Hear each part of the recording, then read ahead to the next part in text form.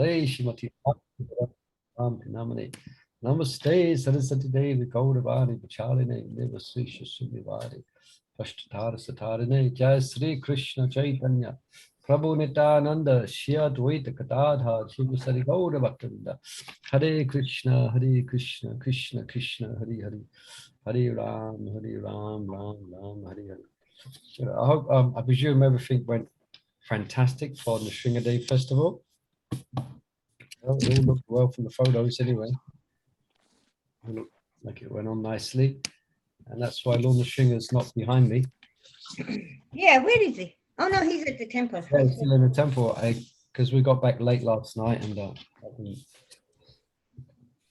covering a bit. I want to hear those classes from Hungary though. Somebody send them to me, please. Yeah, you can. Shivaram Swami March is shivaramswamimarch.com, srs.com. No, I don't do things like that.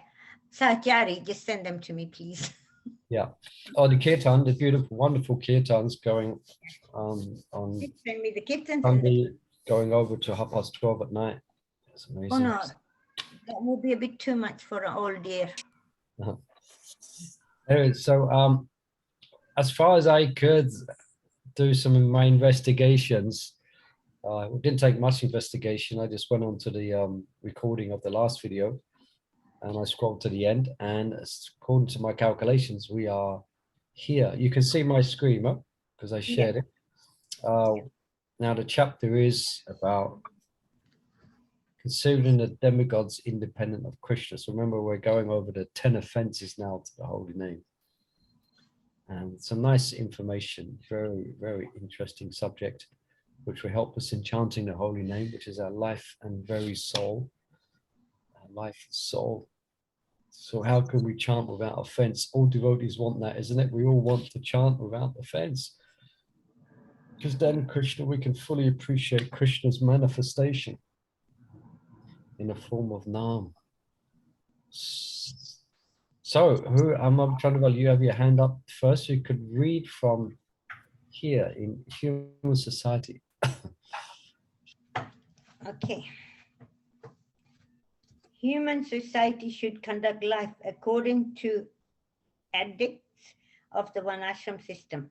Such a lifestyle is called Sanatan Dharma, or eternal religion.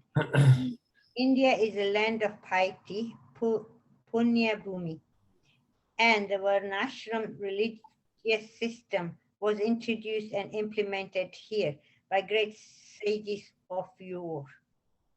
In other countries, this system is also present in some form, though it never evolved into a perfect socio-religious system that was seen in India. Human nature cannot find full expression nor attain consummation without the social division of Varna. To be sure, the eternal truth is this. Like anyone else, even the low-born outcasts are fully eligible to enter the family of Krishna's devotees if they live their lives free from sin and offenses. Still, human society as a whole can neither properly exist nor function without the Varnashram system. Yeah, perhaps you just pause there. You can continue reading, but there's a pause for thought on that. Yeah, it's present everywhere in the sense that everyone has one of these traits, or in Kali Yuga, they have, perhaps it's quite mixed up. But traditionally speaking, these roles of different people in society are very natural, although not so natural to understand what that role is today in each individual.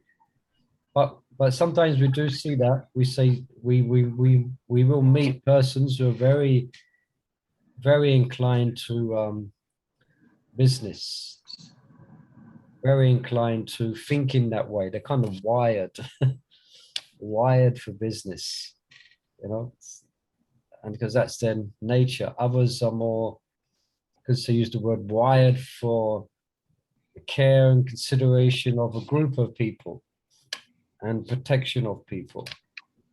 Yeah? So you can understand what Varnas were speaking of here. And some are naturally inclined, I like to teach, And some are quite happy just to, well, quite happy. Traditionally, they were quite happy just to be of service to others. Yeah, and that's a Sudras. So we might identify ourselves in one of those roles, but that is coming from Krishna. Any comments on that? Or any Varnashram? Yes, but Prabhu, because we come to Krishna, we have to transcend that. So we are like a Vaishnavas. We normally give up all the qualities like a business person or management. Any comments on that? Is that correct? What Radhikishore is saying? We should give up all identification with Varna To become Vaishnava. to become Vaishnava. Doesn't in Bhagavad Gita, well, it says, sorry. But Go on, go. Lord Chaitanya said, well, Varnashram is not like, there's something higher than Varnashram. yeah, So, in Rama, his teachings to Ramananda Roy. I mean, we can take on other things in Krishna's service, but I thought that it's good to dovetail your propensities in Krishna's service. Yeah, so Novalavanga is correct in that. So there it is spoke in Ramananda Samvat, the teachings of Ramananda Roy to Lord Chaitanya Mahaprabhu. Interesting. Lord Chaitanya is empowering Ramananda Roy to speak wonderful philosophy and the tattva, which takes him to different higher and higher levels. And the Varnashram is considered to be external in comparison with the practice of bhakti. But as Mavalavanga is saying also, that I think in essence you're saying that we will find generally on the whole devotees are not transcendental automatically, although there may be Vaishnavas to one degree or another. So sometimes it's helpful if they're engaged according to their propensity. Yeah. Yeah, that's what I was thinking. In Bhagavad Gita, doesn't Krishna say one must do one's duty, not do somebody else's duties? Yeah, he says that's mentioned twice in Bhagavad Gita. Yeah, twice, yes. But So, like in Sati, like when everyone was Paramahansa, they didn't need Varnashram. yeah, so I missed the first part. Your voice is coming and going a bit. Sorry, in Sati Yuga, Hatha Yuga, apparently we hear that, yeah. they didn't have Varn Ashram. Yeah, how society functions and how it worked, I'm not sure, but there is quotes. Yeah, sure. I'm sure you're quoting from the Bhagavatam. But to Rajkishore's point, there's a few pointers there, Mother Rajkishore. But Krishna himself functioned and identified himself within the Varnashram system. Mm-hmm. And it happens to be present in Goloka Vrindavan. So if there's any place where the people are transcendental, it's definitely Goloka Vrindavan. But they very much function in particular Varna and Ashram. And actually it's the overstepping of rules of Varna and Ashram that is the glorification of the gopis' love for Krishna, because they overstep the norms of social, the social norms. But we Vaishnavas are ultimately Vaishnava. The term Vaishnava is a transcendental nomenclature, which is given to someone who is an unadulterated devotee of the Lord, a Vaishnava. Yeah. So to call a Vaishnava by or to judge them according to their so-called material designation is an offense. So in one sense, Mother Rajbhumi is correct, but as we're saying, Krishna himself didn't reject Varnashram, and he's definitely transcendental. it's a big subject in this scope, but we're just touching on it a little bit. I'm sure we've all got a different, heard lots about it. But what am I trying to get at here? Yeah, but we are not transcendental. I think we mentioned, and generally we're not all transcendental. So it does help to be situated according to your particular propensity or inclination. But then ultimately, if one is actually not just a Vaishnava in name, but a Vaishnava in substance, then they will act according, whatever how Krishna may empower them to act, then they will act, because they are transcendental, so they can move in any sphere in the material world. I don't know if I'm making more, I don't know if that's answering your question, Maharaj Kishore, but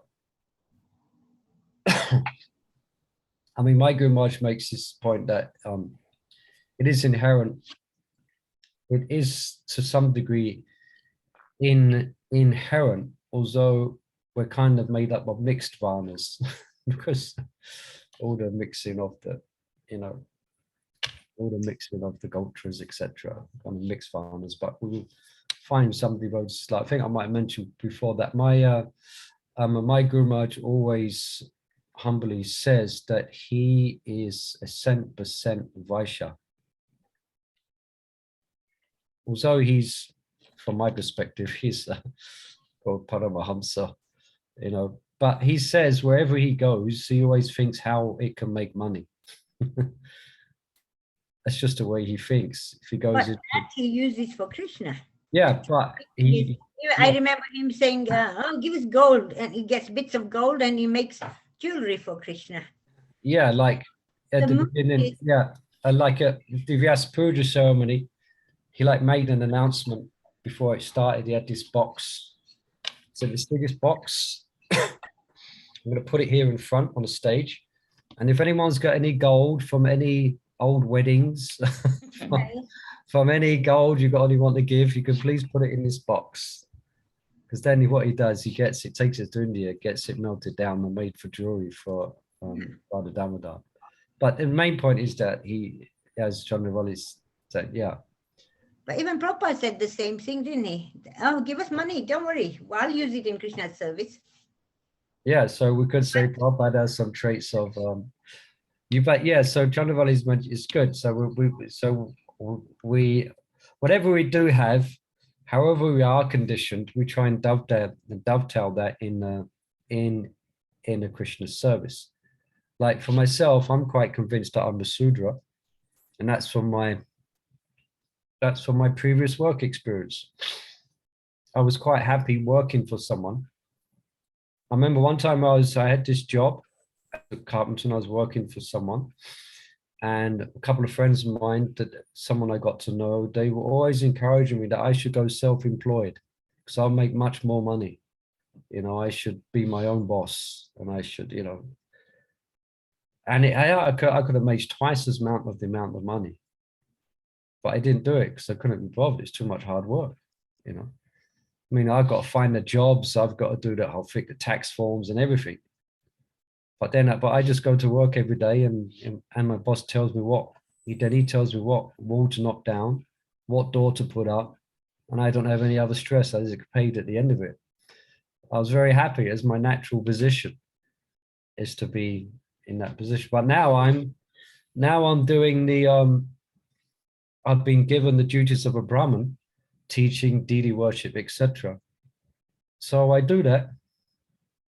So I'm acting in the role of a Brahmin by the service I do, but it's a Sudra who's acting in the role of a Brahmin. So therefore, but others who are Brahmins, real Brahmins, then you will see a big difference. I don't know if you see a big difference, but you will see that they're naturally, and like we got our Chaitanya Charan, everyone knows Chaitanya Charan. Mm-hmm. I think devotees love this caliber, and others, they're just pundits and Sanskrit scholars, and very, very yeah, give very, very Brahminical. Anyway, like that, we've only one. But isn't everybody born Sudras? Anyway. Overall, you can cast everyone in the Sudra bucket because it's Kali Yuga. But you will see some Sudras will have, okay, some Kali Yuga urchins, or Sudras. They will have these traits because it's there. Krishna's created it. You cannot destroy it. It's there. You will find a particular trait. Someone will have a particular, their particular trait will fit into one of these categories or more. Anyway, we've Is read there one. anything after lower than Sudra? Yeah. Javana, Malecha, Chandala. Chandala. Yeah. These persons would generally live outside of the city or the town, the jungle people, tribals, Malecha, Javanas, yeah, Yeah. uncivilized, yeah, that's under. Sudras are very respectable traditionally if you read in Srimad Bhagavatam. Yes, yes. Because you are actually practicing to be a dasanudas. Yeah, ultimately that's what we're focusing on. That's on us. Anyway, big subject. We just read one paragraph. We could have a whole Varnashram seminar, symposium. Anyway, there's some faults there. We only read one paragraph, Mother Chandravali, so perhaps you could read another. I stopped. Yeah, stopped. Okay, the next one is advancement in devotion by following, sorry. It's here, yeah? We're here. Yeah. Advancement in devotion by following Varnashram. A materialist must direct his life according to the directions of Varnashram Dharma. On the strength of worshipping Krishna in full surrender, one is gradually elevated through Varnashram Dharma to the platform of saintly conduct. Mhm.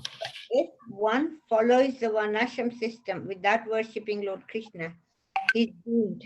A householder must fulfill his Varnashram responsibilities. He should live with restraint and accept only what is essential for serving Lord Krishna. He should respect all formal rules and responsibilities as long as they are within the Varnashram system.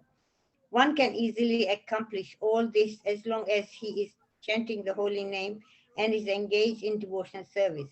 Moreover, one gains bhav or spiritual ecstasy by these same devotional practices. With the advent of bhav, one transcends the jurisdiction of rules and regulations. As long as one needs a regulated formal social life, he must remain within the bonds of Varnashram. But after the first stringing of Stirrings. say it? Stirrings. I just bring a cup of tea. Stirring of spiritual love with the attainment of bhav, the jiva's beautiful nature becomes apparent.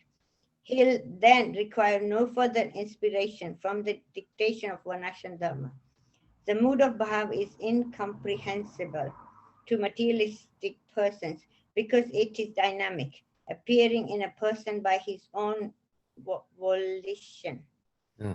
The Vaishnava householder must follow this path with single-mindedness to be unaffected by the contamination of Mayavadi influences.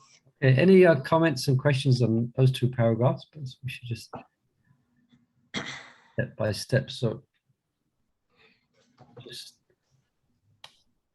there will be a natural progression if one is peaceful in mind, and if one is engaged according to their nature and propensity, they will be relatively a lot more peaceful. I have a question, Drew. Yes, please. It says that if someone is following Varnashram without worshipping Krishna, then they are doomed. Yeah. But is following Varnashram not elevating you to the mode of goodness, whereby you get you know, you become attracted to Krishna, or why would you be doomed by following Varnashram? Because it's your nature. You might be doing your duty. You might be taking care of your whatever business you're supposed to be doing in this human form of life. But will that not elevate you? Why would you be doomed? Well, in the 18th chapter of Bhagavad Gita, Lord Krishna explains about the symptoms of each of the varnas and ashrams. For instance, a brahmana. You want to remember the verse of a brahmana? Brahma Socham. Forget now. About the qualities of a just see. I can't remember even the Brahmana is Sudra. Yeah. So anyway, but in there, without looking, Krishna describes the symptoms and the characteristics of the Vaishyas, the Sudras, the Brahmins, the Sattviks, etc. And then after that, he says, and he mentions all of them can achieve perfection by worshipping the all-pervading Supreme Personality of Godhead. So everyone is required to worship the Supreme Personality of Godhead in whatever varna and whatever ashram one is in. Otherwise, there's a verse that describes in Bhagavad Gita, not in Srimad Bhagavatam, I think, that unless they do engage in worship, because the system of varnashram is the very body of the Supreme Lord himself.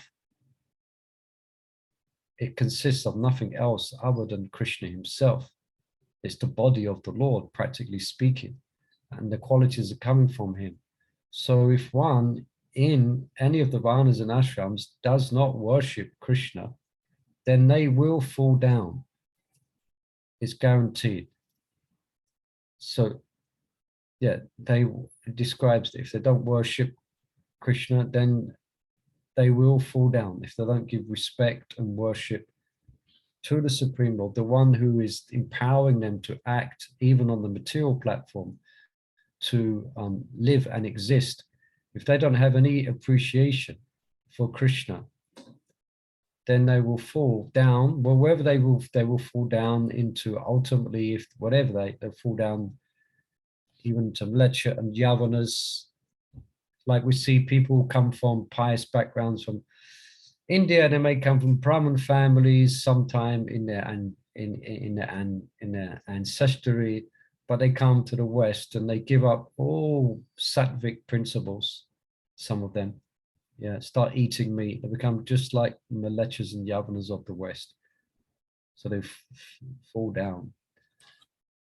Yeah, in Vedic times, there would be a natural, definitely be a natural progression, because Vedic times, we could say we're looking at a sattvic times.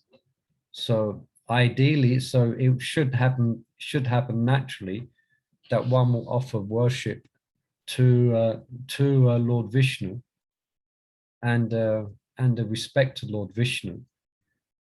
But if they don't, then they will fall down. Is that okay? Yeah, thanks. Yeah, that makes it clear. Thank you. Yeah. There's a verse in Bhagavatam describes that actually. They will, if one doesn't worship the Supreme Lord, one will fall down. And Krishna mentions in Bhagavad Gita, as a saying, he describes all the qualities, and if they don't worship the Supreme Lord.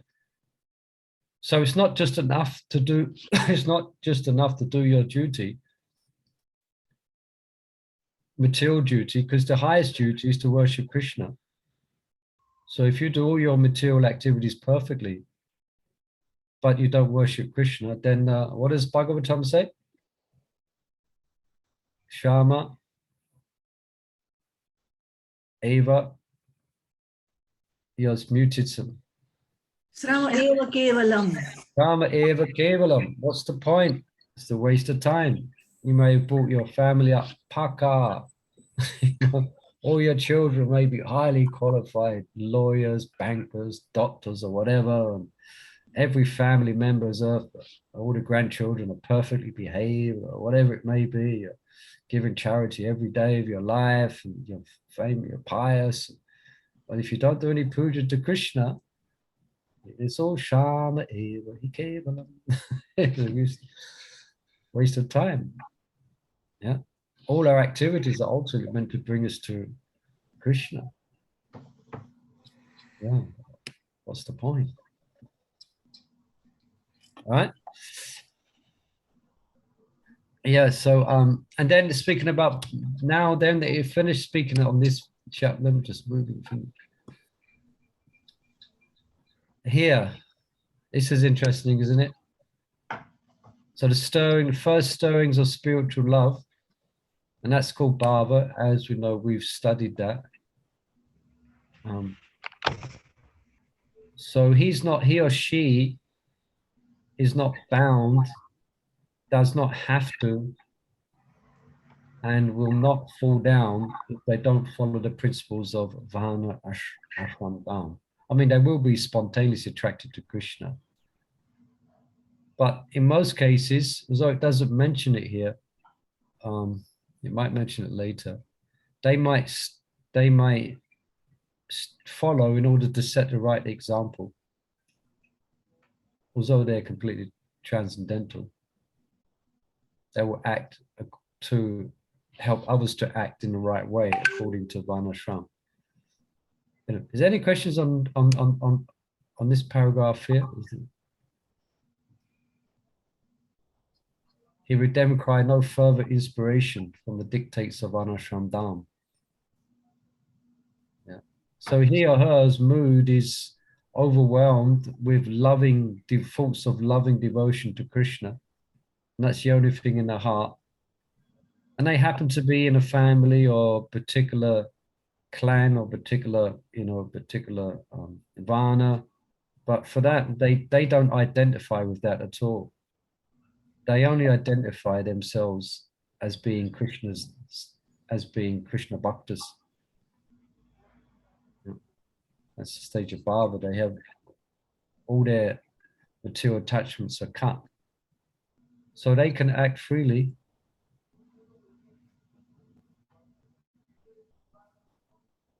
All right, let's read a bit more. Sure, let's have some more.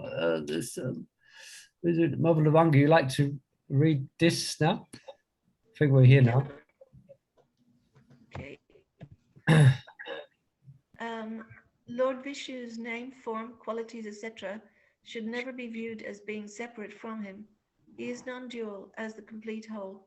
He is the supreme absolute. If due to ignorance someone is attached to the dualistic concept of God, then he can at best attain the Namabhasa stage of chanting, but he'll never reach prema. Then again, if he receives the mercy of a bona fide spiritual master and can overcome his anarthas, he'll attain the pure name by the gradual clearing process. The dualistic concept of God is often arrived at by self-opinionated persons. This concept is reprehensible and very difficult to overcome. Mayavadi philosophers propose that Brahman is formless and impersonal, and that Lord Vishnu's name, form, etc. are all products of illusion. They expect to perceive Lord Vishnu as impersonal Brahman and nothing more. But such arguments are foolish and nihilistic. The Mayavadi viewpoint stems from madness and the stubborn ignorance of the fact that the Supreme Lord is endowed with omnipotence. Omnipotent Brahman is Vishnu. The difference is name only. The intelligence of the Mayavadi philosopher is extremely demented. Seeing that the material existence is variegated, he concludes that the spiritual existence, being opposite to the material realm, must be featureless. This incomplete, immature theorizing leads him to imagine Brahman as dry and impersonal. In its original state, Brahman has a name, form, qualities, and pastimes, and so on. But the Mayavadi is conditioned by human existence. The pure devotee is the scourge of this mischievous philosophy. He establishes the scriptural edict that the Supreme Lord is non-different from his name, form, pastimes, and qualities. If I should just pause there. Any questions here? Mayavadi bashing time. Mayavadi bashing time. Could you describe what exactly is the dualistic concept of Yeah, God? I mean, I was a bit thrown by that because dualistic means not Dvaita. As far as perhaps we'll miss it. Dvaita means one and dualistic means two, as far as I understood. I think that the use of this word is, in this context, has been used to convey Mayavad philosophy, but dualistic, according to Madhavacharya, you know, he has two fingers up like this. Yeah. This way, not the other way. Polite way. There's two fingers up like this. This means he's saying it's there is the jiva and there's the Supreme Lord. They are two. He says the jiva is separate. He says this verse, I mentioned before, the jiva is separate, the Lord is separate, the jiva is separate, the Lord is separate. Don't complain, don't complain, don't complain. Is So it that word, they mean that everybody is God? yeah, but I just, yeah, there's different flavors, different strands of Mayavad philosophy. But just this word, I think we can understand that this dualistic word is used in a different context here to mean Mayavadi oneness, yeah, because that's what is explained there on after, that there is no yeah, that's what differentiation. I think. Yeah, Yeah, sure. Just this word is used in a different way. yeah. But their idea is that they don't think exactly everyone is God, as in a personal God, but everyone and everything together, amalgamated, is God. And there is no distinction. To make distinction in form or quality is the influence of Maya, or the influence of illusion, or the influence, of the transformation. You follow? So that it's, we are all everything. And as soon as you start to differentiate between form and qualities, that means, and to assign names, that means you are compromising Brahman, which is above all of this. So then Mayavadis will do the same thing when they hear and comment about Krishna's pastimes, which Vaishnavas don't like to hear. So it says here, it stems from their madness and stubborn ignorance of the fact that the Lord is endowed with omnipotence, described here. I don't know if that helps, Mother Lavanga. I don't know if that was the exact question you asked, and it helped. Yeah, thanks. That's good. Yeah.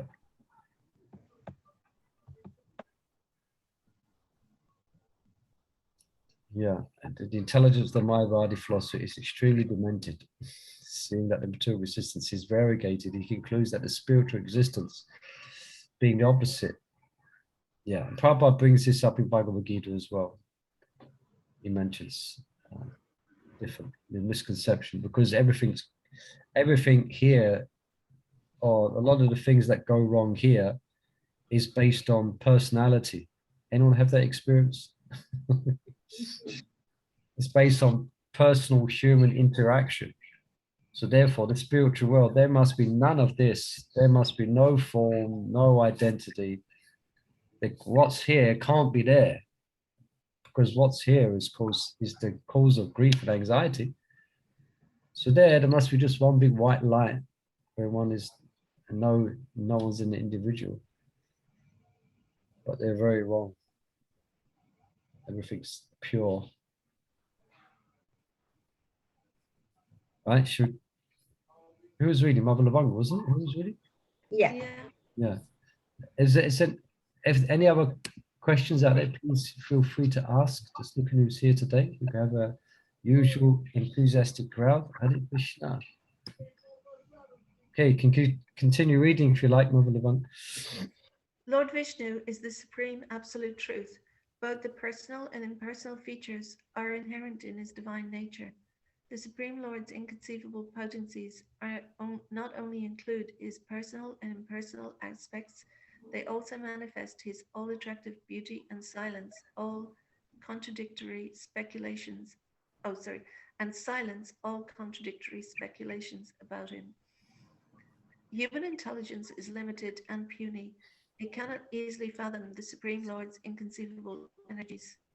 So when a human being tries to conceive of a supreme controller with his inadequate brain, he can advance only to the concept of impersonal Brahman, which is a partial representation of the absolute whole. In this way, he is diverted from the supreme goal of worship, Lord Vishnu, whose lotus feet are worshipped even by the great demigods. Ignorant of the benefit he has lost, he becomes attached to the worship of impersonal Brahman. But anyone who comprehends the transcendental nature of the name, form, qualities, etc. of the Supreme Lord and knows them to be non-different from him, can chant the pure name and perceive Lord Krishna in his divine fullness. Duality exists only on the material plane. Here a name is different from the object it identifies. But as this is not the case on the spiritual platform, it is a gross blunder to imagine such a difference between the Lord and his name, form, qualities, and so on. The same pitfall entraps those who consider Lord Shiva and other demigods to be independent of the Supreme Lord's control. So let's just confirm that then now we can understand more clearly that this word duality is used in the concept that there is no duality in the spiritual world. Everything is completely spiritual. Everything. There is no good and bad. Everything is spiritual. So therefore, there is no duality. It's all Krishna. So here, that just confirms this use of this word that we discussed there. Okay. Yeah. So duality exists here in the material plane. So-called good, so-called bad, so-called beauty, so-called whatever, the opposite of that. All right, you can continue, Mother this. Hare Krishna Prabhu, I've got a question about impersonal aspect and personal, like they're saying in the above paragraph. Yeah. About the Lord. So what is the impersonal aspect? Is it for material or Mayavadi people, or is it, because it says about impersonal Brahman as well. Which paragraph? It says ignorant of the benefit of his loss. He becomes attached to the worship of impersonal Brahman. No, somewhere else.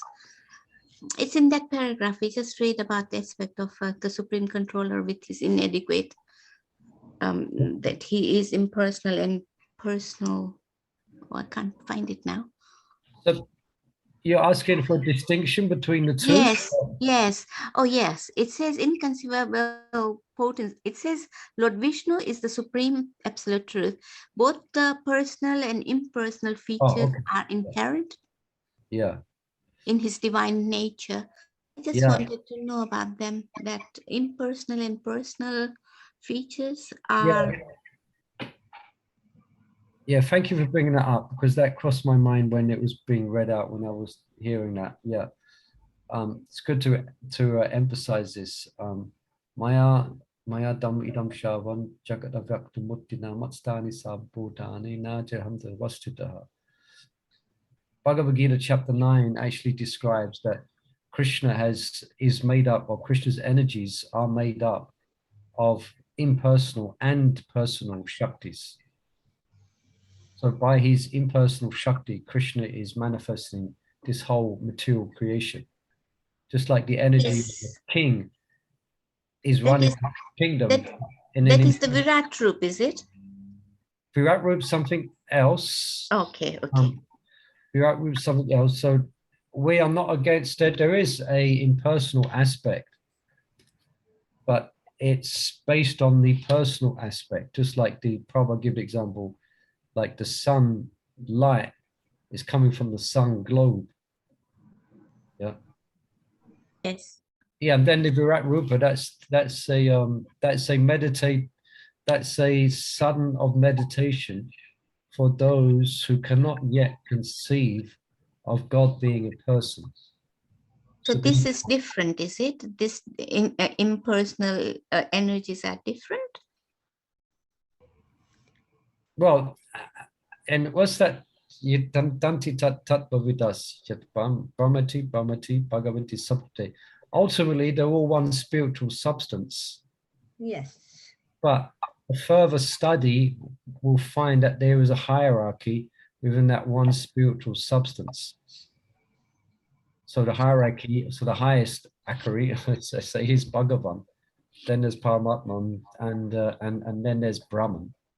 So these are all different manifestations of the spiritual, Krishna's divine energy. But there is distinction there. It's not that there is the Jiva, who's Brahman, and there's Krishna, who's the Para Brahman. And there is distinction. Yes, yes. There's a big difference between the Jiva and there's a big difference between the spark and the fire. Yeah, so there's a big difference. Yeah, this is a constant theme throughout Prabhupada's books, isn't it? Constant. Yes, yes. Constant, just in case we might fall into the trap of Mayavadi or impersonal philosophy. We are reminded again and again.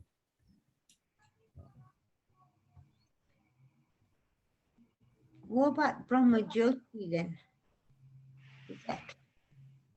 What about it? Yeah, isn't that kind of, I don't know about impersonal, but it's like, I don't know how to Yeah, say it's different. I don't know either. Yeah, I can't express it, but isn't it like kind of, it's not personal in one way, but No, there is no classification of name or form. yes. There's no classification of name and form. It's the impersonal, as we hear about, like the rays of this, the impersonal, or the rays of the Lord, the impersonal Brahman. Yeah, I mean, I've heard of that. So,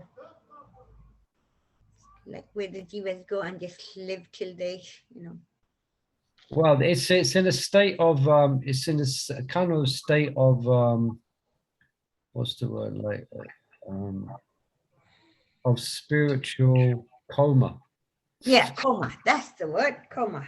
Spiritual coma, where when one doesn't identify, one loses sense of Identity in a way. identity with matter, but because they have no attachment to Krishna, they remain in some type of comatose mental vimuktamanana, some mental state of oneness. But they can't stay there. The verse describes that. If they have no attachment to Krishna, they can't remain there, because the soul is always, the jiva is always is a jiva, and his ultimate function as a jiva is a personal one towards the Supreme Lord. So one may be maintain himself in some animated coma of Brahman, but they can't stay there, because the jiva has to be active, and it's quite difficult to comprehend what is the impersonal Brahman. But so if they are in Brahmajyoti, can they, I mean, they can come back? Can they be liberated from that state and go back if their consciousness was high before merging into the Brahmajyoti? Can they travel up? they can. Yes, this is what I've heard. They can go up to Brahma's abode, and from there they can be liberated once everything is annihilated.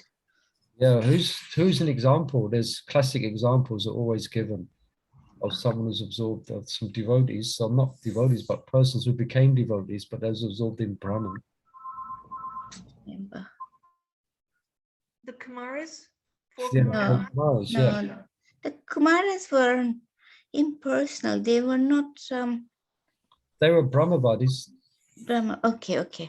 But I thought they were not merged into the Brahma Jyoti. No, they were not envious, so they know what, they was not dividing the form of the Lord. But still, Sukadeva Goswami is another one. Yeah. Yes. Very powerful. In one sense, a very powerful level of realization that Sukadeva Goswami had. Powerful, the fact they used to walk around naked. He wasn't just doing it, was just because he had no identification whatsoever with anything in the material world. And yet he was the parent of Radharani. That's a whole, yeah, that's a whole, yeah. Yeah, I read some time ago about that series of events. I can't think of it now, but yeah, but let's just, but then he heard the verses about Krishna. And he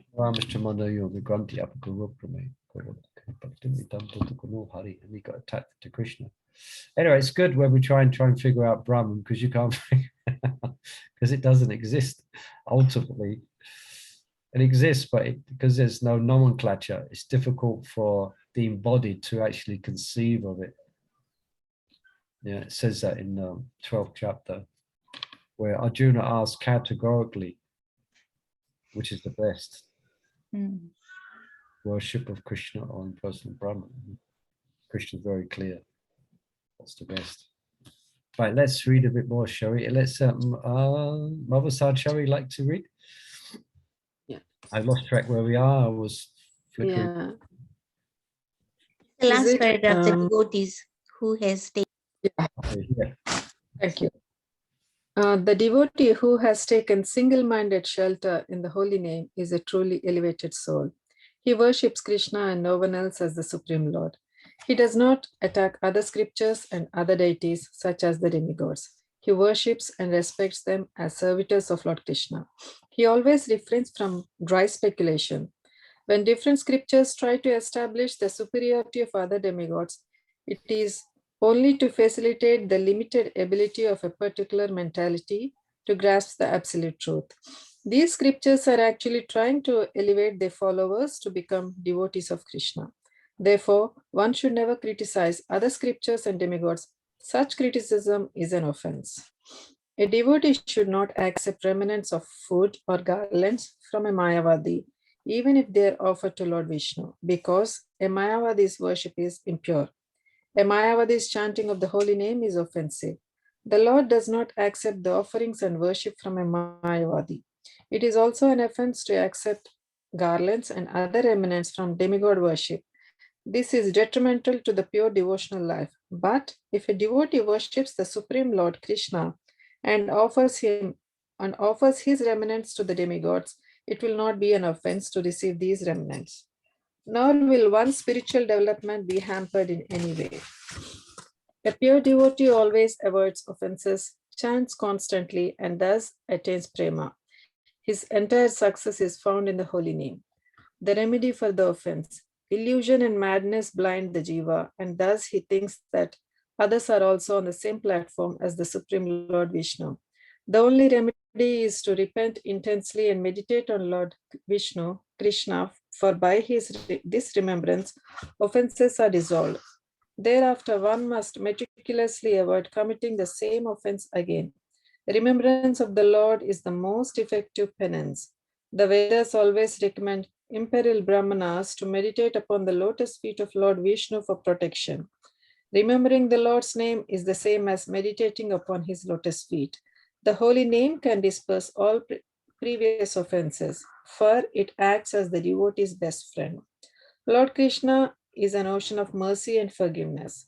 The devotee must disassociate himself from demigod worshippers and polytheists and seek the company of devotees who exclusively worship Krishna as the Supreme Lord.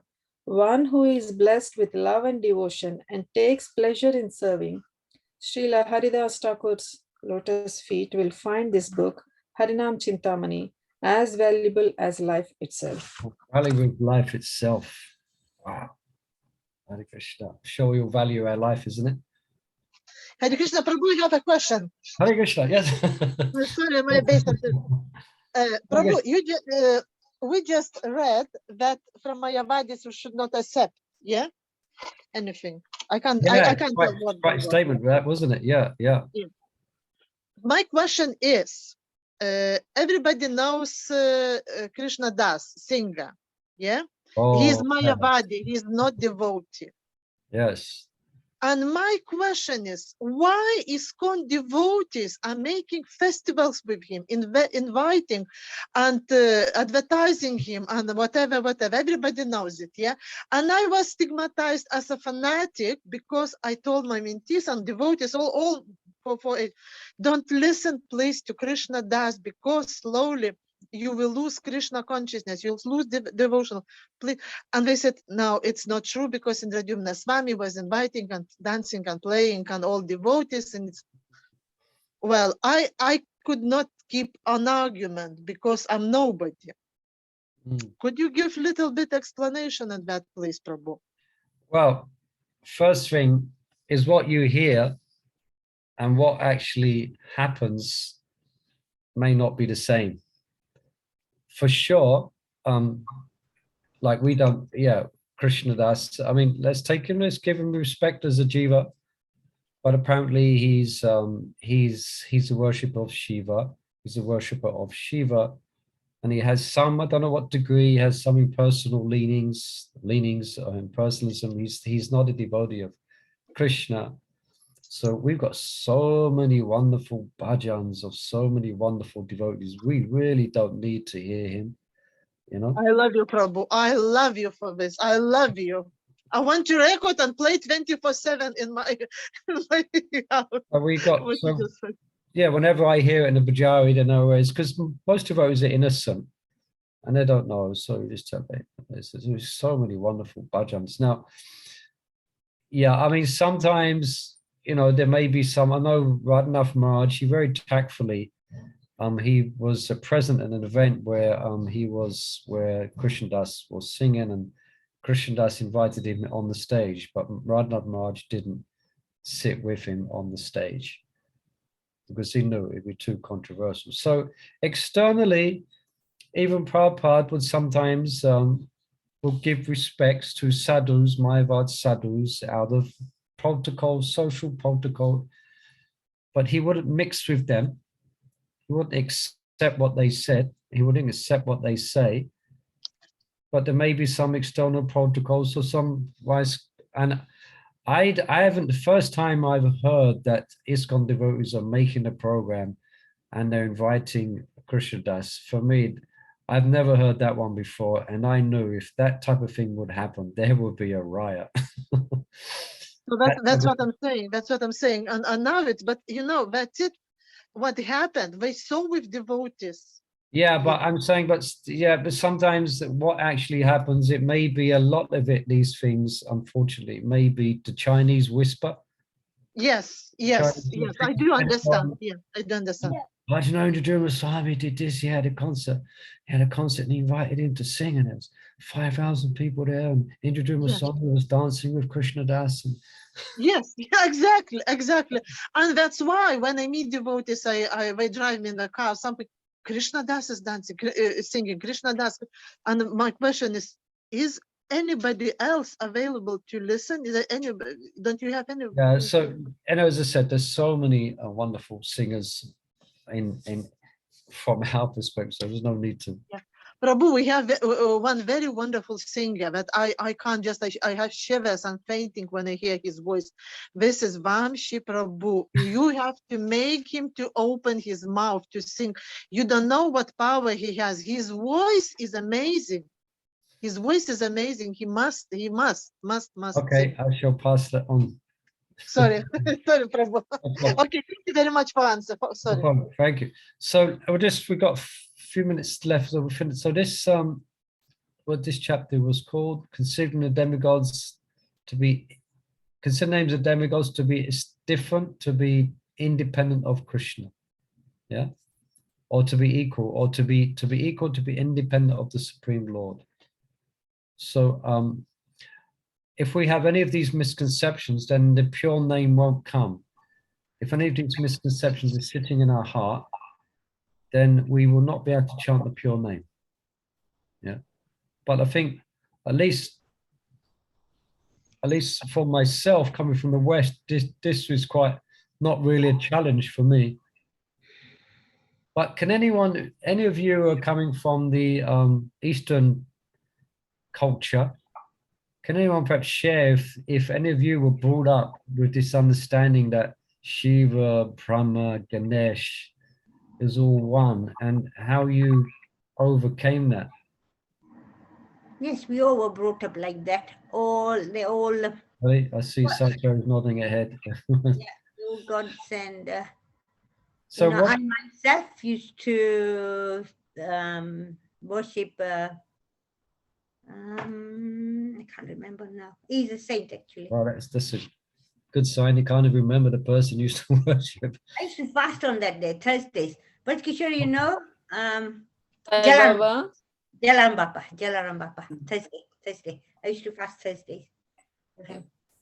And he's a Mayavadi or an impersonalist or? No, he's a saint. He's saint. He's Krishna's devotee. He's a Krishna's Oh, devotee. okay. Lord Ram's is devotee. But he's a devotee, he's not God. But people decided he is God. Yeah. Okay. So like you had to People consider. called him Baba. I didn't call him God, you know. Okay. Baba, yeah, Jalaram But Baba. there was a conception like yourself, you saw him as God? No. No. My grandfather used to worship as a devotee. So he used to say, lead me to Ram. My paternal grandfather. He always used to say he's a big bhakt and he will take me to Ram. Okay, so it sounds like you're mostly coming from backgrounds which is not impersonal or Mayavadi. So No, but I'm thinking here, you know, like it's also an offense to accept garlands or remnants of demigod worship. Like, you know, we often go, like, say you go to your mom's house and, oh, this is prasad, you know. You take it. Yeah, you take it, you know, like. Otherwise, they are offended. Penda, you know, like that, you end up getting it. The other day when I was in Leicester, I went for a walk and I went into one of the Indian temples just to like walk down. And then I got this prasad. So you kind of, you know, eat it, don't you? You can't just throw it away. yeah, anyway, so here's something to consider. This is what Haridas Thakur is saying. Yeah. Thakur is saying. He wrote, you shouldn't accept remnants, food, or garlands from Mayavadi, even if they were offered. No, this is not Mayavadi. This is like remnants of demigod worship. Yeah, well, even it's said, well, it's also an offense to accept garlands and other remnants from demigod worship. So I think more the offense will apply if one has the misconception that they are the same as Vishnu, the Supreme Lord. So therefore, you accept their remnants, you know. We can think that the demigods are, after all, Krishna's servants. Yes. Yeah. So we accept it from Krishna's servant. We take it in that mood. Yeah. Thank you, Radhakishore. Because therefore, if you have that mood, you have that correct mood, then that's not an offensive mentality. And we have to live in the community. We have to live with the relations and without offending anyone. Yeah, some people will accept that all the gods, all the Maha from all the gods, it's all one, all the gods. Krishna, garland from Shiva, garland from Durga, garland from Krishna. It's all the gods. If you have that mentality, you're not making that distinction, then that will be offensive and you won't be able to chant the pure name. Like that. All right. So there's that offense. So we can all perhaps reflect on our practice, reflect on our understanding, and just be sure we're on the right path towards chanting the pure name. And actually, when we go to India, when we are preaching in the villages, everybody is in a demigod worship. You have to be very careful to say that Krishna is supreme and their gods are not supreme. Really? They take it as an offense. What do you say then? How do you preach to them?